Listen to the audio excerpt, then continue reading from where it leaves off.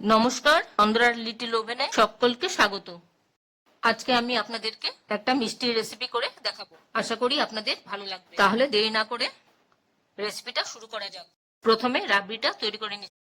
প্যানে দুধ দিয়ে দিচ্ছি পরিমাণ মতন করে। তারপর এর মধ্যে আমি দিয়ে দিলাম স্বাদ মতন চিনি আর দিলাম ভ্যানিলা এসেন্স।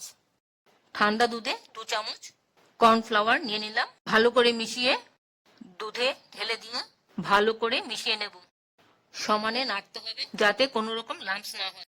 ততক্ষণ নাড়বো যতক্ষণ না ঘন হয়ে যায়, ঠিক এই রকম।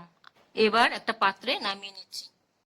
প্যানে আবার দুধ দিয়ে দিলাম, সাথে 2 চামচ চিনি দিলাম। দুধে কাস্টার্ড পাউডার দিয়ে দিলাম। ভালো করে মিশিয়ে প্যানে ঢেলে দিলাম। ভালো করে নেড়ে ঘন করে নামিয়ে নেব। এখানে কিছু স্লাইস নিয়েছি, তার ধারগুলি কেটে নিচ্ছি। প্যানে ঘি দিয়ে স্লাইসগুলো লাল করে ভেজে নেব। এবার অ্যারেঞ্জ করে নিচ্ছি। কেক টিনে স্লাইসগুলো সাজিয়ে নিচ্ছি। প্রথমে রাবড়ির লেয়ার দিচ্ছি, ভালো করে স্প্রেড করে নেব। কাজু আমন্ডের কুচি ছড়িয়ে দেব ভালো করে। এবার সেকেন্ড লেয়ার দিচ্ছি, তার উপর কাস্টার্ডের লেয়ার দিচ্ছি, ভালো করে কভার করে দেব। এবার তার উপর কাজু কিশমিশের কুচি দিয়ে দেব, সাথে টুটি ফুটি দিলাম যাতে দেখতে খুব সুন্দর লাগে।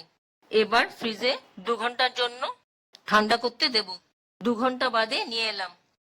এবার একটু কেটে পিস করে নিচ্ছি। এইভাবে ঠান্ডা ঠান্ডা পরিবেশন করুন।